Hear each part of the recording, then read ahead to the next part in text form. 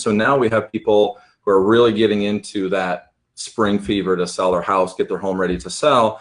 And one of the potentially the most daunting task for some people is we have to get our home ready. We got to get stuff packed away. We got to move all this stuff to the new place that we're moving. So, when you have someone contact you and they're at this point right now, they're just starting to think about that and they're overwhelmed. What's the checklist or things that you start talking to them about as far as what to do, the timeline? Absolutely, yeah. And moving, interesting enough, is the third most stressful thing we do in our lives, behind death and divorce. Moving is number 3. So you're right. There's just so many pieces to the whole process, and so it's important from an organizational standpoint to have a checklist of some kind. And the other thing I tell folks is when you're moving, keep either your phone, if you're good at putting notes on your phone, right next to your bed, or a notepad and a pen.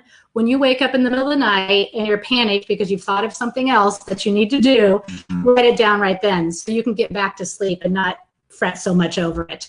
But we have a checklist that we've put together over the years of doing this that are just some broad categories of things that you need to at least take a look at. Does this apply? Does it not apply? And if it does apply, where does it fall in that timeline? And timelines will vary depending on the variables of your whole particular case, because it may be you're in a position where you're going to move and you're going to get the house ready to go on the market, and you're looking for other houses. So that's, one place we all start out at. And then it may be we've sold our house, but we haven't found another one, or we don't have the closing date. So as you get closer and closer to things becoming finalized, you'll have a checklist, but sometimes the timeline might change up a little bit as to, when things might happen. But having that checklist with things, and some of the things you want to look at are what I call the pre-move kind of checklist, where you're looking at things like, do I have my house sold?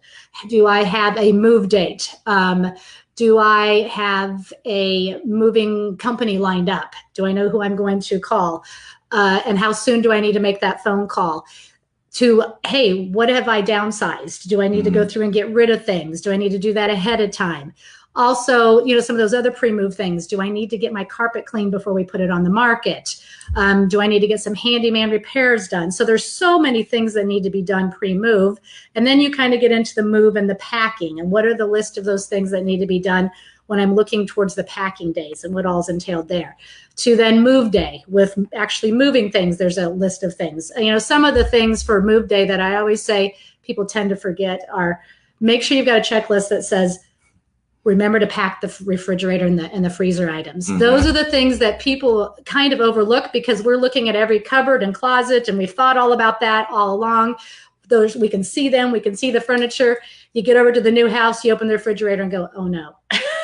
Honey, guess what I forgot? We forgot to pack the refrigerator and the freezer, or the dirty dishes dirty dishes in the dishwasher. So all those little things. And, we have a checklist of those things that we're happy to share with anyone, whether you're using our services or not. I think JJ and I were talking earlier, we have a free 2-hour move informational meeting where we provide you with all kinds of information of things to think about. But it's really just critical that you have a checklist that you can kind of add things to, cross off things as you do them. That's another, from an organizing standpoint, it's always really good to have some type of a to-do list and a checklist where you can scratch off things, because you can see the progress you're making and you will feel much better about yourself, versus if everything's just running around in your head and you kind of do things, but you don't do things, you can't remember what you've done, and you will feel way more overwhelmed. If you want to get some control and reduce some of that stress, is get things written down, whether it's electronically written down or if it's on pen and paper where you can see, because what that allows you to do when you have everything written down,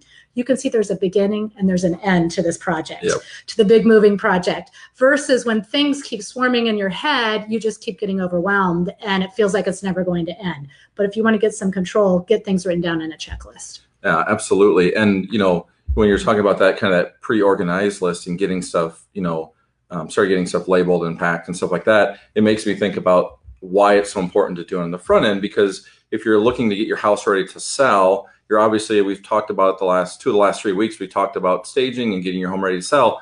Some of these things overlap tremendously, where you might be pulling something out of an area so it looks good, but if you're not labeling it or packing it in a place where you can then take it to the new place to unpack it, you're basically increasing your work because you weren't, or stress if you lose track of it, if you're not keeping track of it on the front end. So having those things together on the front end, thinking about this moving list and getting ready, and then also getting ready to put your home on the market. Some of these things tie in together. They absolutely tie in together, because the thing that I always recommend is, if there are things that you know you are not taking with you when you move to your new home, absolutely, we'll try to get rid of those ahead of time, unless we need them from a staging purpose. Because the other thing, and I know you've had other instances where you've talked about staging, but there's that fine line between, do you want it staged, or what do we get rid of, and how much do we have? If you empty it out too much, then it looks like you're just walking into a home with a few pieces of furniture, and that's not warm and welcoming either.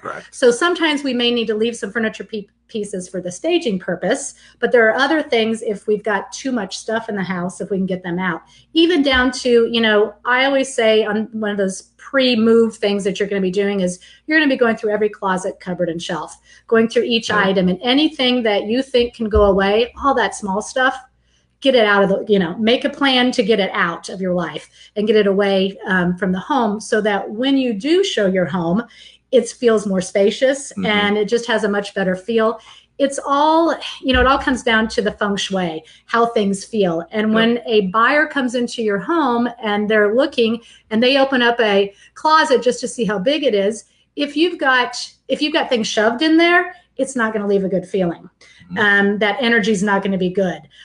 Versus if you've gone through and you've weeded out and gotten rid of the things that aren't going with you, maybe you've even organized on the front end and got everything into containers and they're labeled, it's going to look and feel nice for any potential new buyer. Plus, when it comes time to move, you just pick up those containers, you stick them in a box, and now they're already organized. You just take them over, move them over, transport them, and take them out, and you're good to go. You get to a new place, and it makes it a lot easier at the new place that you're moving to. Yeah. So